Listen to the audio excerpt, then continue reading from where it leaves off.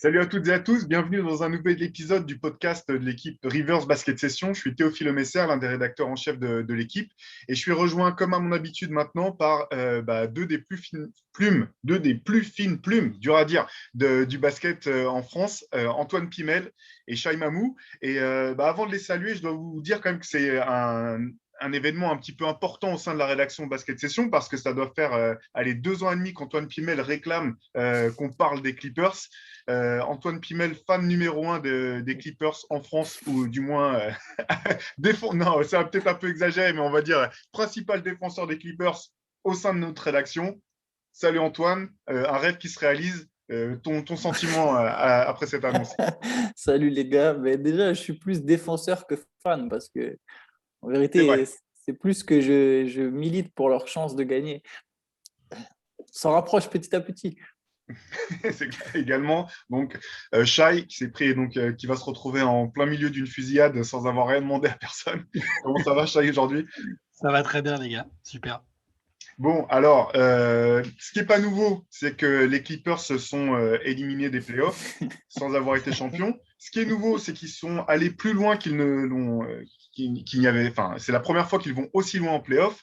Donc voilà, on avait décidé aujourd'hui de faire un retour sur cette équipe qui est quand même intrigante, qui est clivante, et de faire à la fois un bilan sur leur saison cette année, faire un petit retour en arrière parce que je pense qu'on a tendance à un petit peu oublier ce que ça représentait les Clippers pendant des décennies et des décennies, et puis ensuite d'essayer de se projeter un petit peu vers l'avenir, à commencer par la saison prochaine, voir quelles sont les perspectives pour cette équipe qui sera malgré tout l'une des plus compétitives de NBA et de la conférence Ouest.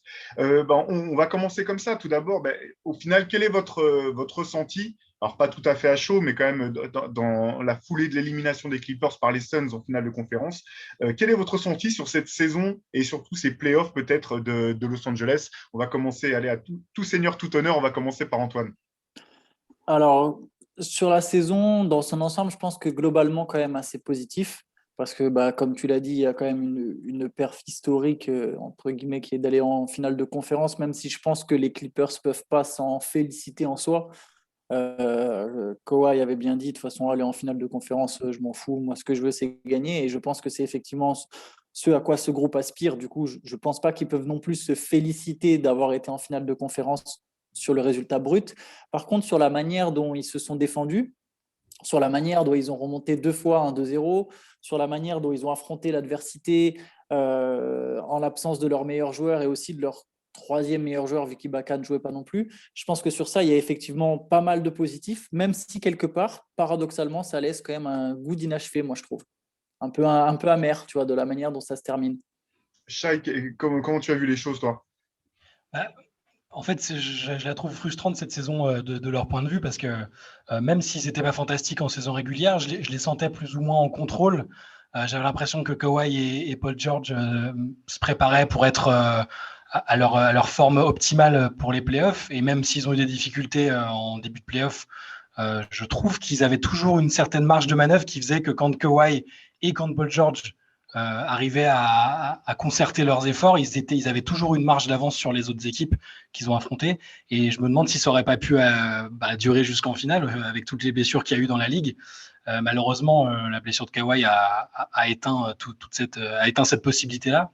Mais je suis d'accord avec ce que dit Antoine, et du positif parce qu'on a vu comment l'équipe a réagi malgré l'absence de Kawhi, même avant. Et il y a peut-être des choses qui vont animer l'équipe par la suite, qui seront développées pendant cette période de playoff dans la difficulté et qui leur serviront pour l'année prochaine pour revenir pour jouer le titre. Mais je suis assez d'accord avec tout ce que vous avez dit. Là, il faut reconnaître que dès l'été dernier, Antoine était l'un des premiers au sein de notre rédaction à dire qu'il trouvait que les Clippers avaient certainement réussi leur intersaison et avaient probablement réussi le meilleur intersaison de Los Angeles, parce qu'on avait beaucoup parlé du recrutement des Lakers à l'époque. Je trouve que la saison t'a donné entièrement raison, Antoine. Et un peu comme vous, En fait, ce que je trouve un peu fou, c'est que malgré les blessures, j'ai un peu le sentiment que les Clippers se sont débarrassés d'une partie de leur fameuse malédiction, parce que souvent, cette malédiction était associée plutôt à des craquages d'ordre mentaux. On se souvient des séries qu'ils ont pu mener 3-1 et perdre à répétition avec Doc Rivers à la tête. Et là, je dois reconnaître que même si moi, le premier, j'avais été sceptique au moment où Tyronn Lue a été choisi pour reprendre cette équipe, ces Clippers ont fait preuve d'une abnégation à laquelle je ne m'attendais pas. Ils sont revenus après avoir été menés 2-0 par Dallas. Ils ont réussi à se hisser jusqu'en finale de conférence, même sans Kawhi Leonard, et en étant compétitifs quasiment systématiquement, en se battant. Je pense que Tyronn Lue est clairement pas l'un des meilleurs tacticiens de la ligue. Par contre, il est, à mon sens, bien entouré. On sait qu'il y a Kenny Atkinson. Et puis, on parle souvent de ces fameux entraîneurs qui sont censés être avant tout des sources de motivation. On parle à outrance des Doc Rivers ou d'autres. Et je pense que certainement, dans cet ordre de choses-là, Tyronn Lue est vraiment très bon. J'ai trouvé qu'il avait fait preuve d'adaptation. On a vu des choses qui étaient assez intéressantes, des passages en zone qui ont un petit peu gêné Phoenix, des choses comme ça, même offensivement.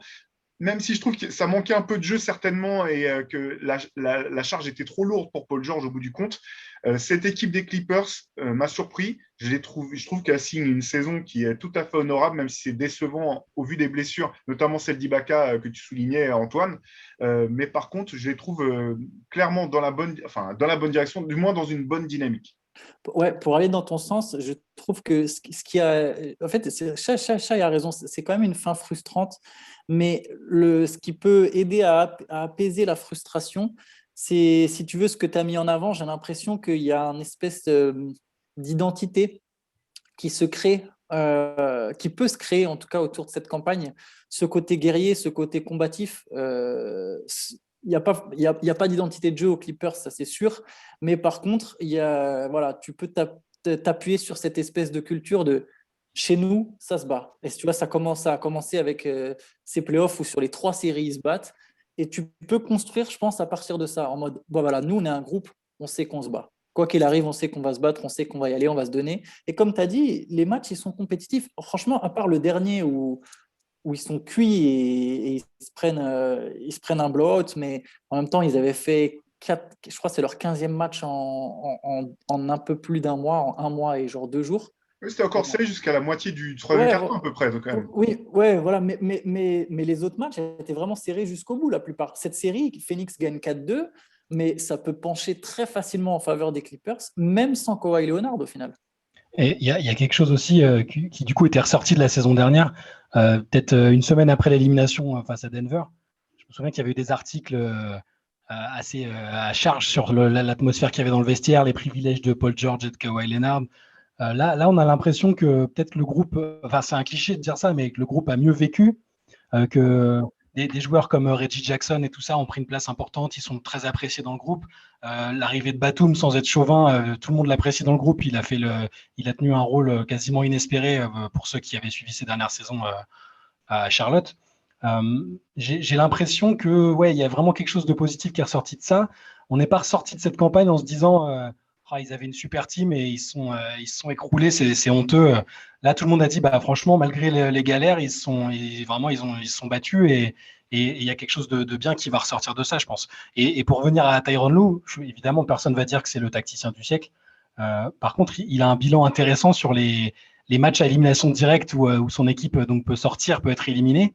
Donc là, si on ajoute la dernière défaite contre Phoenix, il est quand même à 10-3, 10 victoires dans ces cas de figure-là. Donc il a vraiment quelque chose, ce qu'on prête toujours à Doc Rivers, le fameux gueulard qui est capable de tirer le meilleur de ses hommes, et qu'on voit plus trop chez lui finalement. Bah, Tyronn Lue, il a peut-être cette fibre-là dans le coaching. Et il a aussi tenté des choses. Hein. C'est vrai ce que tu disais, Théo.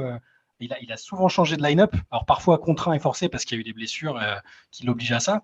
Mais parfois, d'un match à l'autre, il y avait pas la même compo. Quoi. Il a tenté du small, du big. C'était pas inintéressant, vraiment.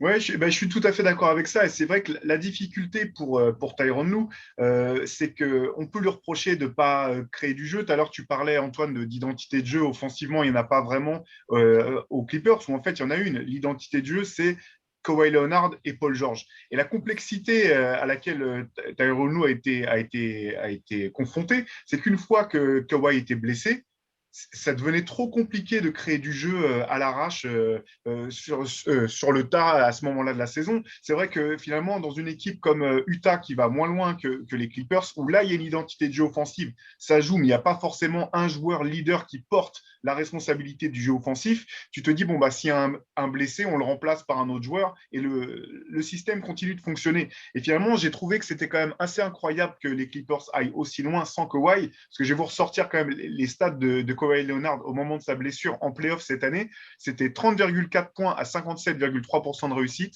39% à 3 points, 7,7 rebonds, 4, passes décisives, 2,1 interceptions. Tout ça en étant le point central de l'attaque. Voilà, donc tout ça pour dire que finalement, Tyronn Lue, je trouve, a trouvé quand même des solutions. Et il a parfois tâtonné qui ne l'aurait pas fait. Utiliser Batum dans un rôle différent de celui qui était censé être le sien quand il y avait Kawhi et Paul George, c'était pas simple. On l'a vu essayer avec aussi tâtonner un peu avec Zubac par moment. Une grosse interrogation pour moi, on pourrait y revenir, c'est l'utilisation de Luke Kennard, que je trouve vraiment complexe parce que quand on paye un joueur aussi cher et qu'on le fait jouer que 14 minutes en playoff, c'est qu'il y a quand même un souci dans l'équilibre de la rotation. Mais je trouve que c'est un bilan assez positif pour les Clippers. Et limite, on a l'impression que c'est une nouvelle équipe. J'ai pas eu, en voyant jouer ces Clippers-là, j'ai même pas en playoff, j'ai pas du tout repensé aux Clippers de l'an dernier, que c'était tirer une balle dans le pied. J'ai pas repensé aux Clippers de l'époque Lob City qui craquaient systématiquement. Et ça, je trouve que c'est quelque chose d'extrêmement positif pour cette équipe de Los Angeles. Ouais, il y a un espèce de renouveau. Là où c'est presque ironique, c'est en fait en NBA, ta fenêtre de tir est très souvent très courte. Et malgré tout le positif qu'on est en train de mettre en avant, en fait, tu peux aussi, alors on n'a pas la réponse tout de suite, mais te dire, ah mais merde, ils ont peut-être raté leur année en fait.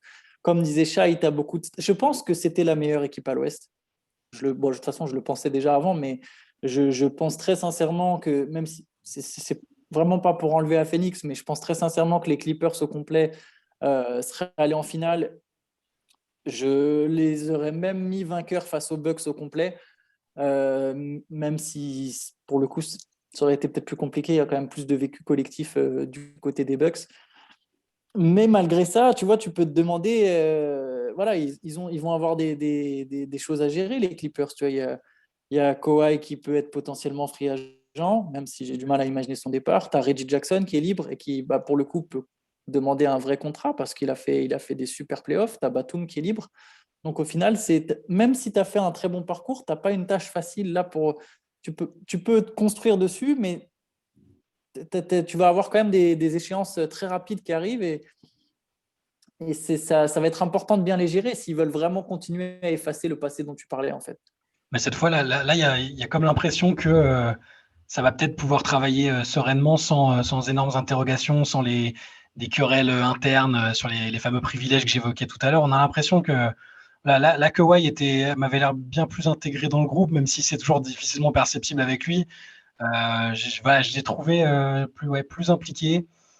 Et alors après, il y a toujours des rumeurs, hein, c'est toujours comme ça, mais là, avec la blessure, ça a commencé à reparler de la situation à San Antonio. Est-ce que le staff médical est bien en accord avec lui? Est-ce qu'il continue d'aller voir ses médecins personnels, etc. Mais je suis d'accord avec toi, j'ai l'impression qu'il a envie de rester avec cette équipe-là. Il a déjà gagné avec deux équipes différentes. J'imagine mal Kawhi faire autre chose là. Juste sur cette rumeur, si je peux juste me permettre cette rumeur, il faut savoir que la source, c'est Skip Bayless.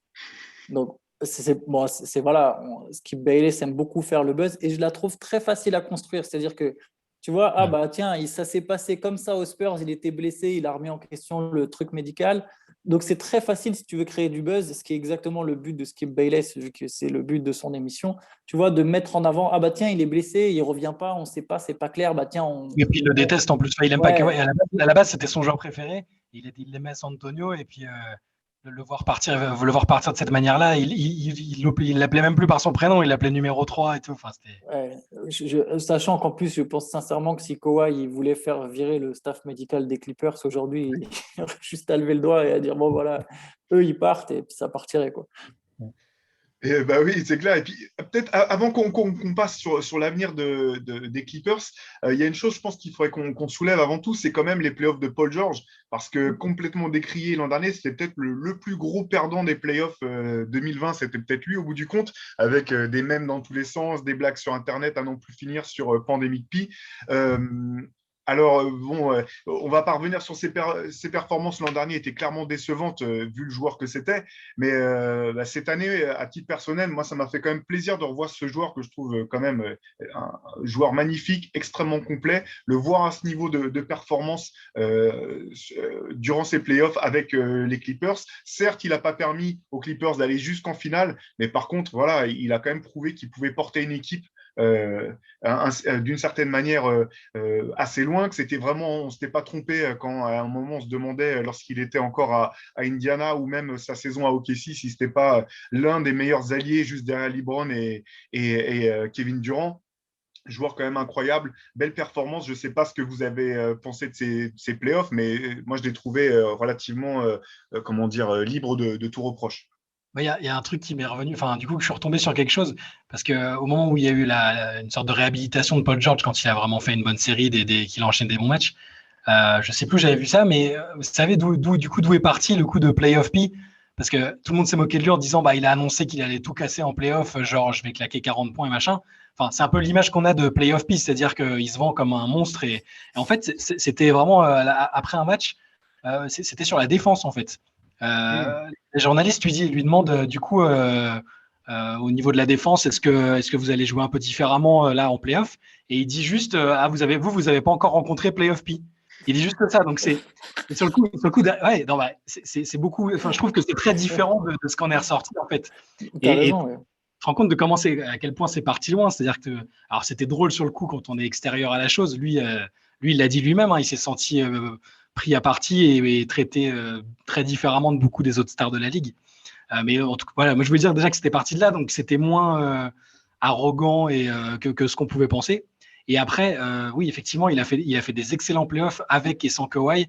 Il y a eu un ou deux matchs où il s'est un peu troué au niveau de l'adresse, mais quand tu es la première option et que tu es obligé de prendre tes responsabilités parce que tu sais pas si Reggie Jackson il va forcément claquer 25 points à chaque match, je trouve qu'il a été impressionnant et c'est peut-être aussi prometteur, comme je disais tout à l'heure, pour l'année prochaine.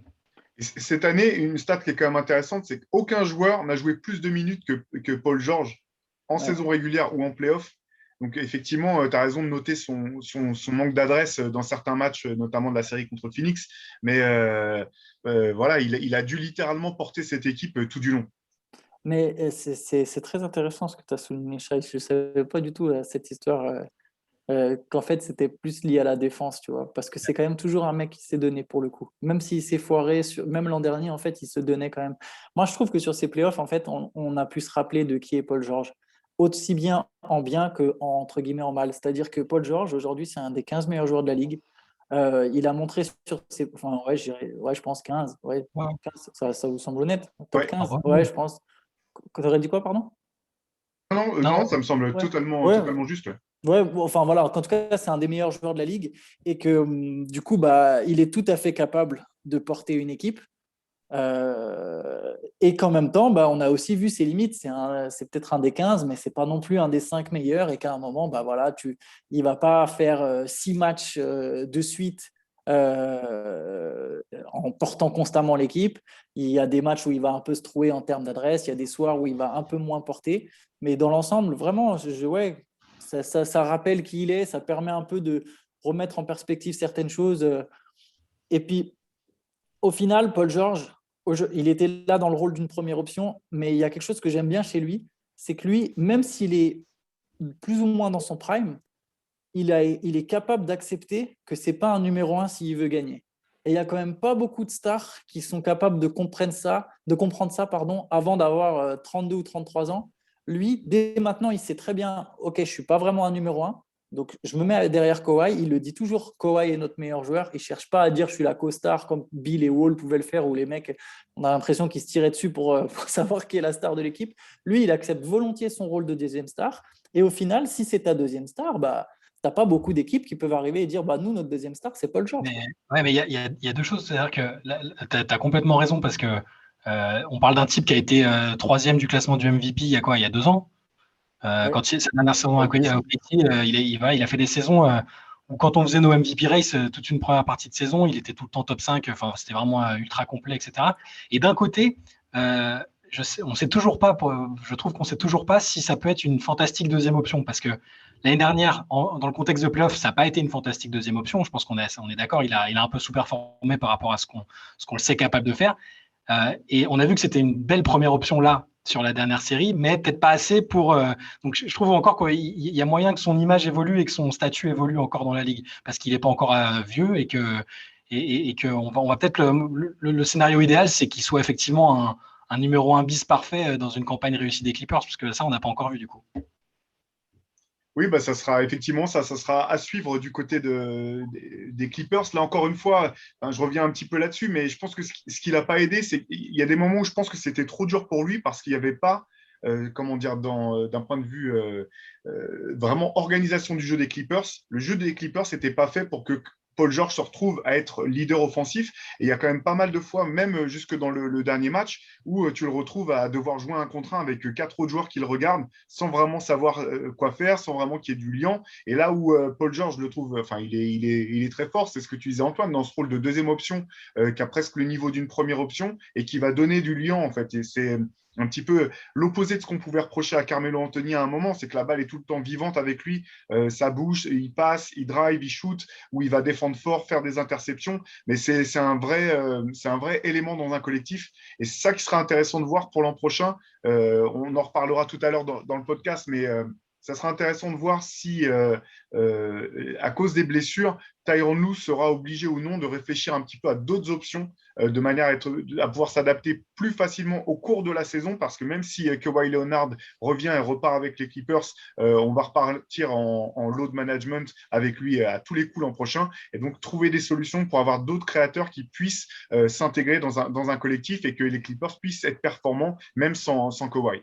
Mais tu vois, c'est marrant parce qu'en fait, il y a vraiment un lien qui peut se faire entre Paul George et Tyronn Lue. C'est-à-dire que je pense qu'on a les playoffs montrent à la fois ce qu'il y a de bon et ce qui est un peu plus limité chez Paul George. Et au final, la manière dont Paul George joue témoigne aussi un peu des qualités et des limites de Tyronn Lue. C'est-à-dire que Tyronn Lue a quand même réussi à complètement relancer mentalement Paul George. Je pense, je ne suis pas dans la tête de Paul George, mais je pense que Tyronn Lue a vraiment eu un très gros impact sur la saison de Paul George. Il a vraiment su lui donner confiance et c'est ça dont il avait besoin. Et d'un autre côté, comme tu dis, les limites, la fatigue que parfois Paul George a pu afficher en jouant tout le temps seul première option avec énormément de responsabilités, ça montre quelque part aussi les lacunes de Lue, voilà, qui, comme tu as dit, il n'y a pas de structure dans le jeu. Et les Clippers savent que leurs deux meilleurs joueurs sont de toute façon des joueurs plutôt enclins aux blessures.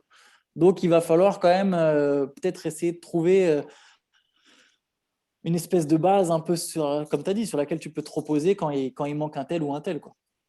Ouais, alors ça va être à suivre. On va revenir un petit peu après sur l'avenir à court terme des Clippers, mais quand même, voilà, les Clippers en 2021, ils ont fait une finale de conférence, stade auquel ils n'avaient jamais réussi à accéder. Et je pense que c'est intéressant de revenir un petit peu en arrière parce que c'est vrai que, bon, peut-être pour les plus jeunes, les plus jeunes ne se rendent peut-être pas compte de ce que ça représentait les Clippers pendant des décennies et des décennies. C'était vraiment la ligue. C'était c'était une équipe dans laquelle même des très hauts choix de pick ont refusé d'aller, comme Danny Ferry, par exemple, qui a préféré aller jouer à Rome, ou en Italie, pardon, en tout cas, je ne sais plus si c'était à Rome, plutôt que de partir aux Clippers.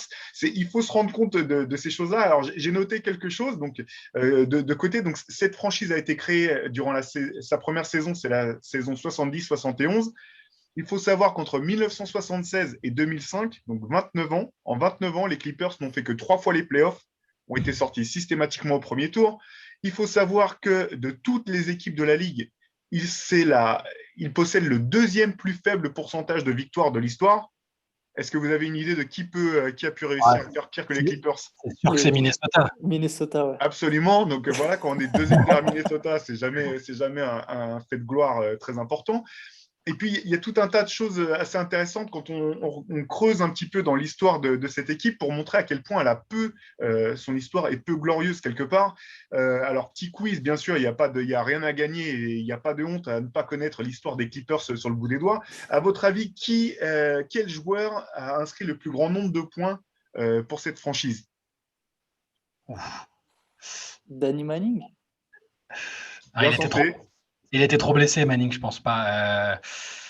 Blake Griffin. Ouais, Blake Griffin. Pas loin, c'est le deuxième de la franchise. Le premier, c'est Randy Smith. Si vous ne savez pas qui c'est, regardez l'image qui colle avec ce podcast, vous verrez sa tête.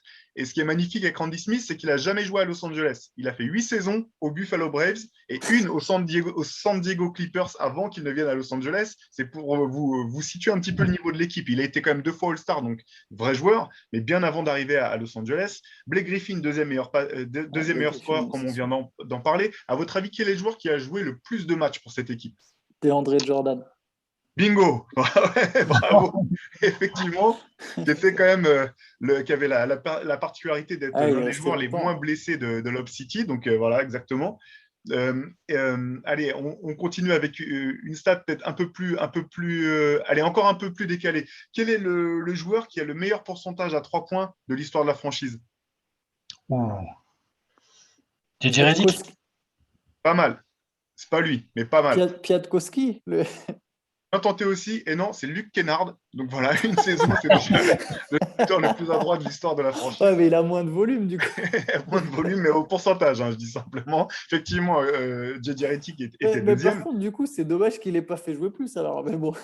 À chaque fois qu'il est rentré, il a scoré quasiment. Le problème, c'était pas un problème en attaque, c'était effectivement un problème en défense. Mais alors, la question, c'est assez drôle, parce que quand on réfléchit pour voir qui est le meilleur joueur de l'histoire de cette franchise. Alors, on peut avoir des avis divers, je ne sais pas quels sont les vôtres, mais il y en a un qui a énormément d'atouts pour être considéré comme le meilleur joueur de l'histoire de cette franchise, c'est tout simplement Chris Paul. Ouais, ce que j'allais dire.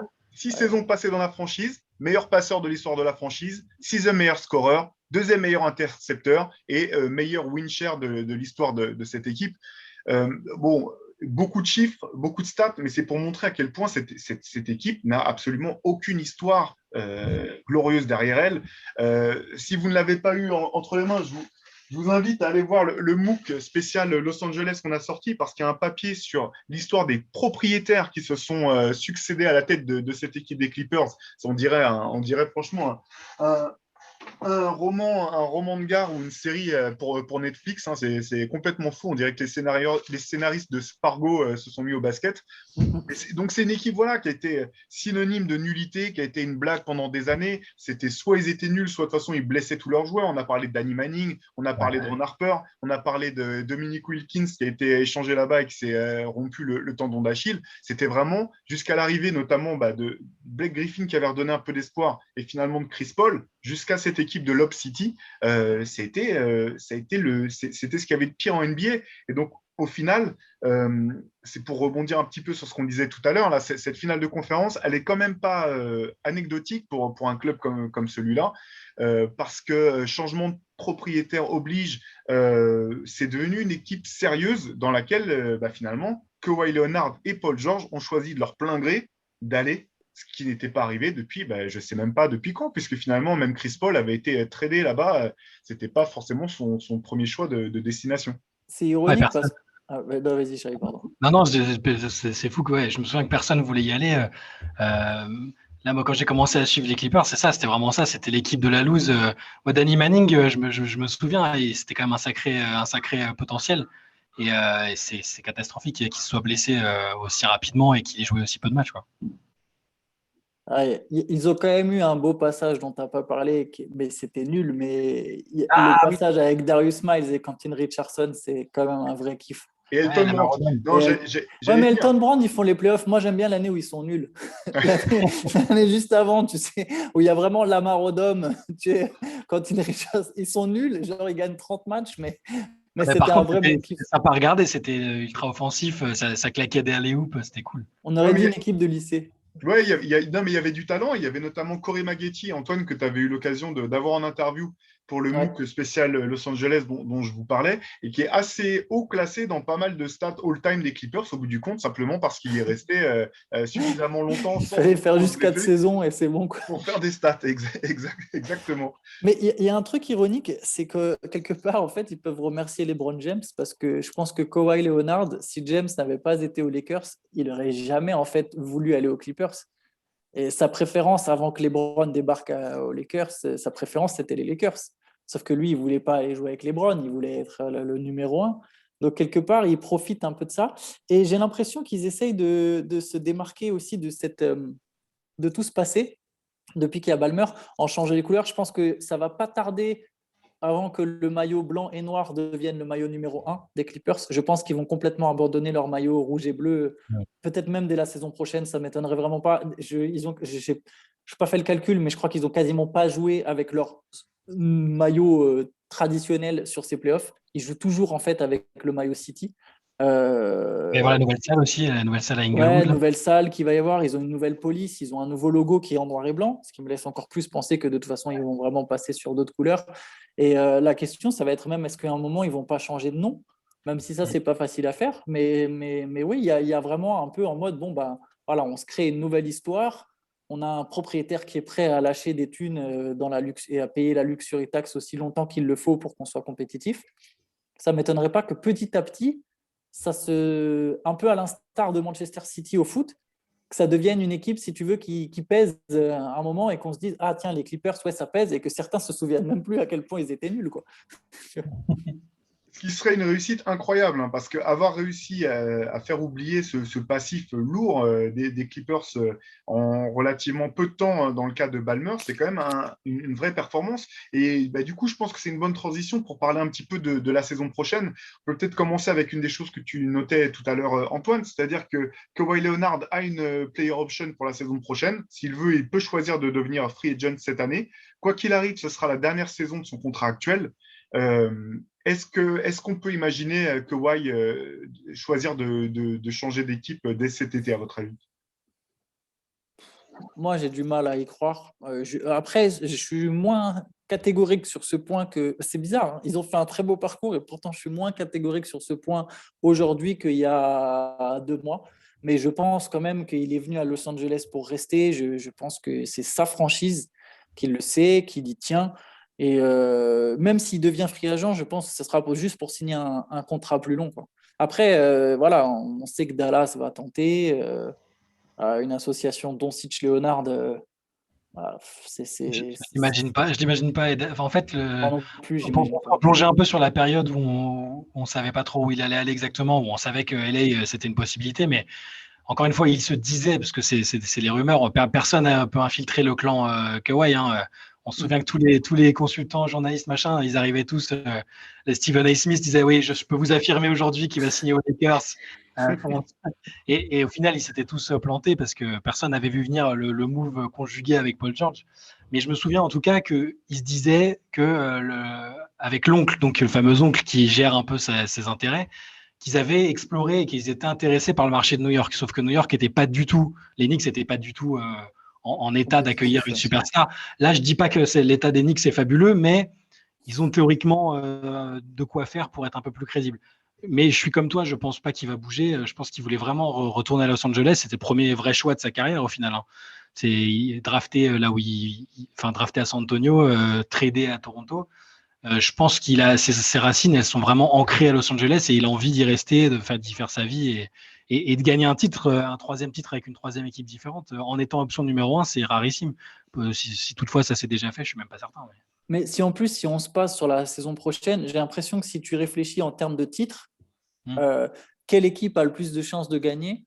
Mais en fait, la base qu'il y a à Los Angeles est quand même plus forte que la base qu'il y a à New Ouais, York. Et même si oui, tu peux être attiré par les Knicks, en fait, en plus, aller te coller dans la ville de Kevin Durant, bon, il partage déjà la ville avec LeBron James et Anthony Davis, mais tu vas vraiment aller jouer là où il y a les Nets et tu n'auras pas le talent finalement pour rivaliser avec eux.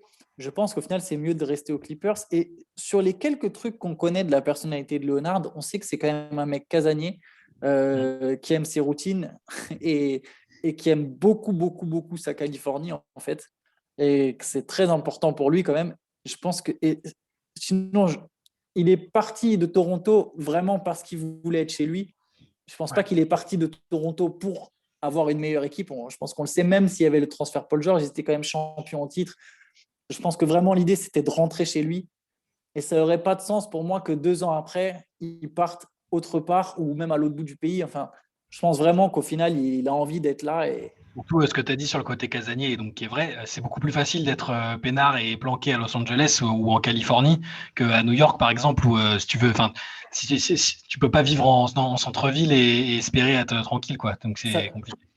tu me fais penser à quelque chose. Il a justement, alors ça veut jamais rien dire quand quelqu'un achète une baraque, mais Kawhi Leonard avant, il habitait donc même à San Diego, Ouais, là où il a fait sa fac, il a fait notamment. sa fac.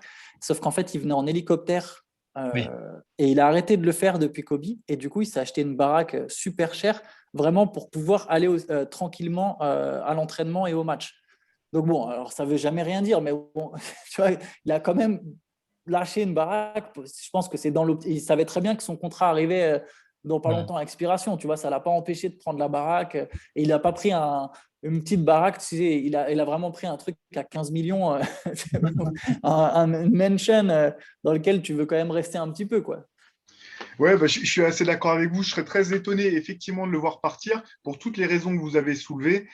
Aussi parce que finalement, cette équipe a prouvé qu'elle était bâtie pour pouvoir concourir, pour essayer de jouer le titre, en fait. Il suffit de voir jusqu'où elle a pu aller, même sans lui.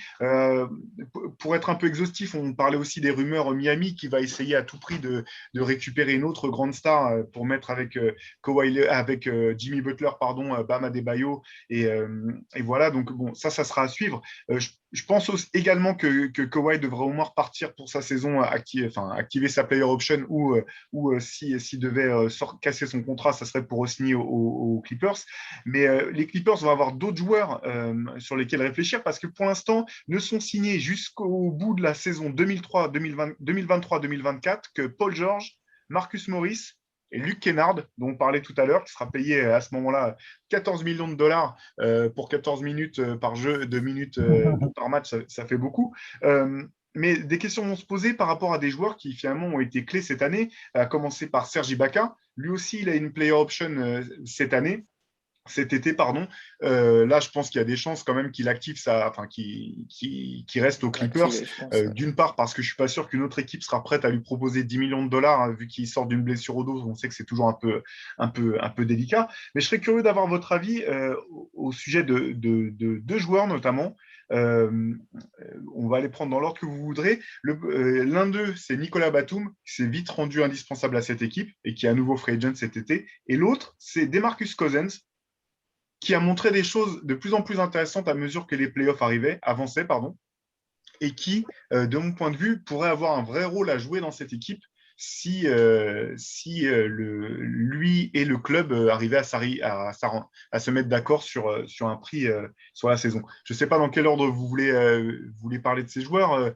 Je pense qu'on peut commencer par Nicolas Batum parce que Ouais. c'est ce qui me paraît le plus simple à évoquer.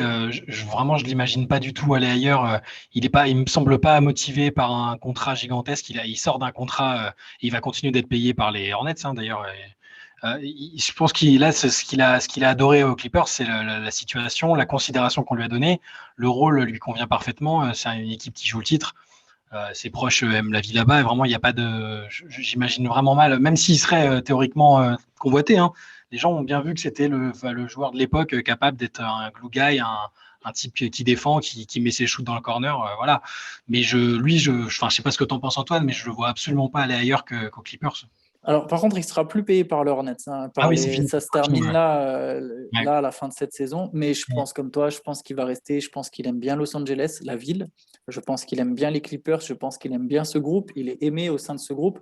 Je pense Ouais. comme toi qu'il ne va pas forcément chercher à avoir un contrat. C'est-à-dire qu'en fait, aujourd'hui, Nicolas Batum, il est dans une situation. Soit tu restes chez un contender et tu as un contrat plus faible et du coup, l'argent n'est pas vraiment pris en compte au moment où prends ta décision. Soit tu veux miser sur l'argent, mais dans ce cas-là, il faut forcément que tu ailles dans des équipes plus faibles parce que c'est elles qui auront plus d'argent à te proposer. Je pense que Batum, je le connais pas, je parle pas avec lui, je ne connais pas ses intentions personnelles, mais à mon avis, à ce stade de sa carrière, il veut être compétitif, il aime la compétition, c'est quand même quelqu'un qui baigne dans la compétition depuis qu'il est jeune. Donc je pense qu'il va rester aux Clippers. Ça peut être un contrat où il lui donne 4 millions l'année, que je dis une bêtise sur ce montant, mais en tout cas quelques millions sur 2 ans. Je pense qu'ils peuvent lui proposer 2 ans avec éventuellement un 1+1, quelque chose comme ça, si jamais il veut se décider au bout d'un an de retester le marché. Mais je pense qu'il y a moyen de trouver un deal. Pour DeMarcus Cousins, je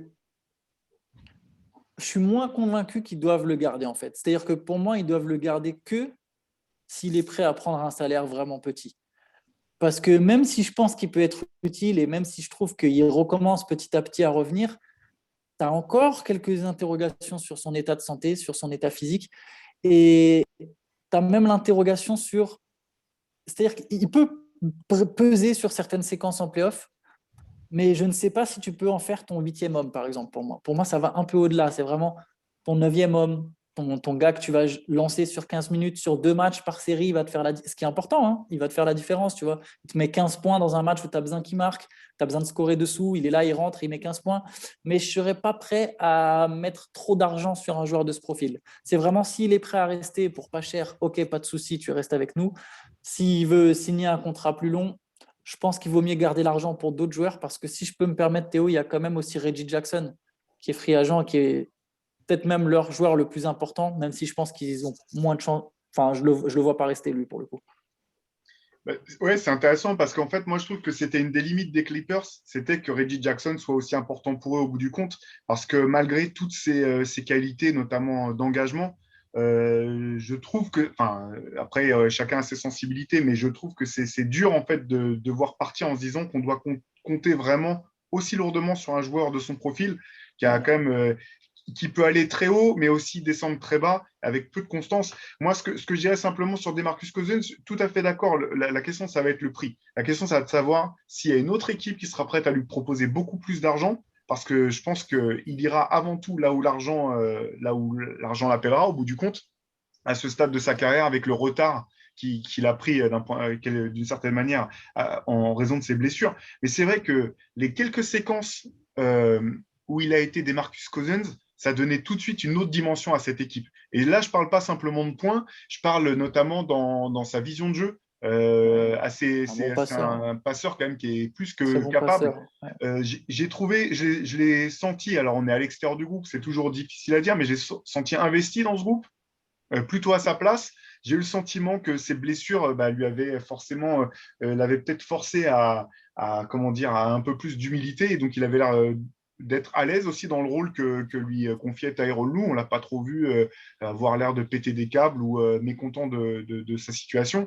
Mais effectivement, pas simple au vu de son historique de blessure, au vu de sa personnalité, du moins telle qu'on nous l'a dépeint ou telle qu'elle est perçue. Mais si les Clippers arrivaient à le conserver, donc pour effectivement somme moindre, je pense que ça pourrait quand même être un joueur qui pourrait donner une toute autre dimension à cette équipe des Clippers, parce que ça leur donne quand même cette espèce un grand de plus qui peut jouer face à un grand, mais qui est quand même aussi assez mobile et assez bon tireur de loin pour pouvoir servir dans des configurations plus ou moins small ball, à voir, hein, parce qu'il a quand même ses limitations en défense, hein, ça on va pas se mentir là-dessus, mais je me dis que ça peut être un joueur quand même important pour les Clippers, sachant que la question sera aussi de savoir dans quelle mesure Serge Ibaka pourra revenir et dans quel état de forme il sera l'an prochain. Et je pense que je vois pas une équipe donner un contrat de plus d'1 an à DeMarcus Cousins dans tous les cas. Ouais, ça serait étonnant. Il sort de 2 énormes blessures. Au final, son rôle était relativement similaire aux Warriors sur la période sur laquelle il a pu jouer. En playoff, il apportait 10 bonnes minutes par-ci par-là. C'était intéressant. Et je pense qu'il aurait été bien aux Lakers si c'était pas ruiné le genou. Et là, je l'imagine bien rester aux Clippers avec un contrat plutôt faible par rapport à son CV de base, mais moi je le vois bien rester. Hein. Et pour Reggie Jackson, pour revenir dessus, si toutefois il ne le garde pas, ce sera peut-être parce qu'ils ont confiance en Terrence Mann, par exemple, qui a été une vraie révélation, je trouve, cette année. qui a même pas encore un temps de jeu si énorme. Hein, c'était très fluctuant en fonction des situations de match et des matchs. Mais s'il croit vraiment en Terrence Mann, peut-être qu'effectivement, ils se passeront de Reggie Jackson aussi fort est-il pu être ces dernières semaines. Mais ça va être une des clés, Terrence Mann et son développement. Et on en avait parlé un peu dans un podcast, mais je pense que clairement, c'est une des clés des Clippers parce que c'est un mec qui est sous contrat rookie. Et s'il peut, lui, avoir un impact tout en étant en contrat rookie, ça te permet de derrière recruter. Je me demande même si, en fait, pour les Clippers, la meilleure solution, justement, parce que je suis d'accord avec toi, Théo, j'ai trouvé, ça me fait très plaisir pour Reggie Jackson, son renouveau, sa renaissance. Mais comme toi, je ne serais pas particulièrement ultra confiant si je devais aborder la prochaine saison en me disant Reggie Jackson, c'est mon troisième scoreur. J'aurais quand même quelques réticences. Et même, tu vois, j'ai même envie de me dire, même si Reggie Jackson est prêt à rester pour moins, même si ça peut être intéressant pour le groupe et même s'il a vraiment fait des bons playoffs, est-ce que c'est pas mieux, par exemple, de garder l'argent et d'aller chercher un Kyle Lowry, tu vois, qui est une possibilité pour les Clippers cet été. Voilà, Kyle Lowry, ça ferait beaucoup de bien aux Clippers, je pense. Si c'est sur une saison ou deux, c'est peut-être le joueur qui te manque pour aller vraiment te dire, ok, bon bah là, on peut battre n'importe qui. C'est leader de vestiaire, playmaker, il leur manque un playmaker clairement. Donc playmaker, défenseur, shooter à 3 points, qui aura encore moins de responsabilités dans le 1 contre 1, vu que de toute façon il y a Kawhi Leonard et Paul George. Donc il pourra vraiment jouer autour en profitant des décalages, en profitant des angles ouverts. Ça peut être un joueur très intéressant pour eux. Sur le côté leader que tu évoquais, expérience, un peu de playmaking, du coup, on n'a pas parlé, mais Rajon Rondo, ça a été une énorme déception, je pense, pour eux aussi. Parce que on l'a pas vu, on l'a même vu s'agacer, se prendre un peu le bec avec Tyronn Lue, avec certains joueurs. Lui, pour le coup, je ne sais pas s'il sera encore là l'année prochaine, alors qu'il devait remplir ce rôle de vétéran qui a tout vu, tout connu, tout gagné. Je pense que ça va être. Ils vont devoir chercher quelqu'un d'autre, à mon avis. Ouais, bah, intéressant tout ça. Kyle Lowry, absolument, tout à fait d'accord avec toi, Antoine. Si jamais les Clippers pouvaient s'attirer ses faveurs, ça serait une énorme prise, je pense, pour eux. Rondo, effectivement, décevant. Alors, je serais tenté de dire oui et non. Peut-être qu'on en attendait trop aussi de Rajon Rondo à ce stade de sa carrière. Peut-être un peu frustré aussi de voir qu'il n'y avait pas plus de jeux qui se créaient. Peut-être qu'il se voit déjà plus avec la plaquette à prendre la place de Tyronn Lue dans les temps morts que sur le terrain pour mener le jeu. Il y a un autre joueur deux autres joueurs dont je voudrais parler avec vous. C'est Zubac. Moi, j'ai trouvé excellent. J'ai trouvé qu'il avait énormément manqué aux Clippers dans le dernier match, notamment sur la défense sur pick and roll et sa protection de cercle. Tous les lay-ups une partie des lay-ups que Chris Paul a pu aller déposer en deuxième mi-temps, je pense qu'il n'aurait pas forcément pu les mettre aussi facilement si Zubac avait été sur le terrain. Et l'autre joueur qui est vraiment problématique, je trouve, c'est Luke Kennard, parce que rentable offensivement dès qu'il est sur le terrain, mais ciblé défensivement systématiquement dès qu'il est sur le terrain. Donc, il y a deux solutions. Soit c'est que Tyronn Lue et son staff ne trouvent pas comment s'en servir, et dans ce cas-là, il faut trouver comment le remplacer par une pièce dont il pourrait se servir, parce que c'est un joueur qui a de la valeur. Soit il faut trouver une manière de l'utiliser sans que ça soit pénalisant pour l'équipe. Pour Kennard, je reviens toujours à ce fameux truc lunaire où Tyronn Lue ne se souvenait plus de son nom alors qu'il venait de le recruter. Enfin, ça laissait un peu perplexe sur le fait qu'il le voulait vraiment ou qu'il savait quel type de joueur c'était au final. Donc je pense que tu as raison, c'est peut-être soit il a appris à le connaître et il va réussir à mieux le développer, soit effectivement ils voudront peut-être chercher une porte de sortie pour lui. Et pour Zubac, je suis un peu partagé parce que je suis d'accord avec toi sur les phases où il était là et utilisé. C'était très intéressant, il leur apportait quelque chose de vraiment intéressant. Mais il y avait j'ai l'impression que sur les matchs où il avait un gros temps de jeu, les Clippers perdaient quasi constamment. Il me semblait avoir vu une stat là-dessus. Dès qu'ils dépassaient les 25 ou 30 minutes, les 25-30 minutes, les Clippers avaient été dans le négatif, quoi. Mais dans tous les cas, il est sous contrat, il est là et il sera utile. Je ne sais pas si ça peut être le pivot titulaire avec un gros temps de jeu, mais il est dans la rotation et il est important et intéressant, c'est sûr. Moi, je suis assez d'accord avec ça. Je suis un peu nuancé sur Zubac parce que j'ai l'impression que la vraie force des Clippers, en tout cas, du moins, tant qu'il leur manque un système, tant qu'ils n'ont pas de structure, ils ont intérêt à jouer le plus small ball possible. Parce qu'en fait, au moins, ils ont des espaces. Alors que dès qu'ils ne jouent pas small ball, en fait, ils ont tellement pas de jeu que souvent la balle, elle circule juste de 45 gauche à 45 droite, sans qu'il y ait personne qui fasse rien et tout le monde se regarde un peu. Puis au bout d'un moment, Kawhi, il est obligé de se débrouiller. Donc, je pense que Zubac, il faut que ça soit limité en minutes et qu'au final, ça joue le plus souvent possible small ball avec Ibaka en pivot.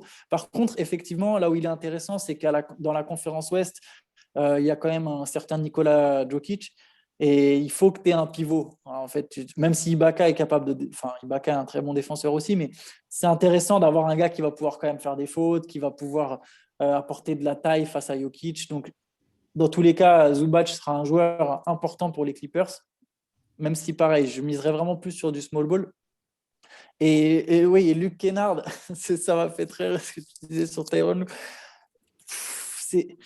C'est dommage. Je trouve que c'est un joueur qui a du potentiel, mais qu'est-ce qu'il leur a pris de lui filer 64 millions avant même qu'il ait joué une minute? Ça, c'est vraiment un truc, je ne comprends pas. Il n'y avait pas la pression de le re-signer tout de suite. Mais bon, parce que le pire, c'est que tu vois, à la limite, tu peux défendre l'idée en disant, ouais, bon, on le re-signe et comme ça, on s'en sert comme gars dans un trade. Mais en fait, là, Kennard, il est payé tellement cher que tu devrais presque ajouter un atout. Enfin, je pense même qu'il faudrait ajouter un atout, en fait, pour t'en séparer. Et je pense qu'ils vont être contraints de s'en séparer, en fait, pour faire de la masse, pour libérer de la place et pour renforcer l'équipe. Euh, on en revient à Kyle Lowry, mais s'ils veulent signer Kyle Lowry, il faudra peut-être se séparer de Kennard et trouver quelqu'un qui veut bien le prendre et ensuite signer un shooter moins cher. Parce que je pense qu'ils peuvent trouver un mec qui remplit exactement le même rôle, peut-être avec un moins bon potentiel et en moins jeune. Et Mais dont, et pour un dont, et salaire. dont, et dont Tyronn Lue se souviendra du nom, du coup. Ouais, Je ouais. vous invite vraiment à revoir la vidéo, c'est assez terrible, c'est Malaise TV en direct. Et franchement, et le pire, c'est que personne, il n'y a aucun des journalistes qui l'interroge. C'était une conférence Zoom, je crois, et il met 30 secondes, il est comme ça, il est désespéré, il se souvient plus du nom du mec, c'est terrible. Ah, c'est chaud. Mais oui, pour Zubac, en fait, en fait, je vois ce que tu veux dire, Antoine, quand tu dis qu'il faudrait que les Clippers puissent jouer le plus possible small ball. C'est vrai, je pense, au vu de leur construction. Et là, c'était peut-être finalement, une des pires oppositions pour eux face à Phoenix, parce qu'en fait, ils se faisaient punir systématiquement au rebond offensif quand Zubac n'était pas sur le terrain et qu'il y avait DeAndre Ayton. Ils sont tombés sur voilà, l'équipe qui avait le rebond, le grand, qui est suffisamment mobile pour vraiment systématiquement essayer de jouer le rebond offensif sans Ouais, faire de clairement. faute. C'est là qu'il aura énormément manqué. Donc, de toute façon, Zubac est toujours sous contrat pour la saison prochaine. Donc, les Clippers ont un petit peu de temps pour voir tout ça. Pour Kennard, compliqué. Hein, vraiment compliqué, d'autant que bon, c'est pas non plus genre des joueurs qui jouent que d'un côté du terrain. Il y en a d'autres. Donc, sinon, il faut que ça soit je- enfin, soit c'est un échange, ce qui sera un énorme constat d'échec, effectivement, hein, vu le contrat qu'ils lui ont proposé, soit il faut trouver une manière d'utiliser ce joueur qui est quand même d'une adresse à 3 points vraiment impressionnante. Dans le dernier match, il rentre, premier ballon qui touche, boum, il shoot direct, il ne se pose pas la question, ça tombe dedans. C'est quand même, voilà, il y a de la valeur pour des joueurs comme ça, qui a quand même un sens c'est pas non plus que juste un shooter, peut un peu porter la balle, hein. Je dis pas que c'est un Ouais, shooter, il était en il a un sens du progression, c'est jeu. ça. Ouais. Faudra que les Clippers trouvent le moyen voilà, de se servir de tout ça. Marcus Morris, toujours sous contrat encore jusqu'à la fin de la saison 2023-2024. Là, il a été, à chaque fois qu'il a pu jouer, il a plutôt été bon, hein, pour les Clippers. Moi, j'ai le sentiment, effectivement, comme Antoine l'avait noté dès le début de saison, que cette équipe est solide. Que la question de la santé, personne ne peut être sûr d'être certain d'avoir tous ces éléments au meilleur moment. Donc ça, voilà, leurs joueurs sont quand même pas encore trop vieux pour qu'ils se posent cette question de fond. L'effectif est solide. Il faudra quelques ajustements à coup sûr. J'ai l'impression quand même que ça marche plutôt pas trop mal du côté du management. Donc, moi, j'ai le sentiment que cette saison peut aborder la saison prochaine avec de vraies ambitions. Comment vous les voyez, vous, pour la saison prochaine? Je crois que dans le dernier podcast, je crois que j'avais dit Clippers-Lakers comme finale de Ah bah voilà. conférence à l'Ouest pour l'an prochain, mais je pense que si ça reste. faudra voir après les mouvements parce que ça va très vite en NBA et au final, tu peux très vite avoir un transfert ou un rapport de force. Je pense que Dallas, c'est un joueur de passer devant tout le monde à l'Ouest. Les Lakers, je suis toujours l'espèce de petit truc dans ma tête qui me laisse penser que Chris Paul pourrait y aller. Ah, Moi, déjà, j'y croyais pas la semaine dernière ou il y a 2 semaines, je sais plus, mais moi, enfin, c'est un autre ouais, débat, mais je vois vraiment pas Chris Paul ouais, partir du tout. faudrait voir, oui. Bon, maintenant qu'ils sont en finale et qu'ils sont favoris pour le titre, effectivement, c'est. Mais bon, je me méfie quand même. En tout cas, si c'est pas Chris Paul, je vois bien les Lakers tout tenter pour avoir une autre star. Mais dans l'idée, je pense que si on garde à peu près les rapports de force équivalents, c'est la meilleure équipe à l'Ouest. Et Moi, je pense qu'ils doivent se comporter comme tels.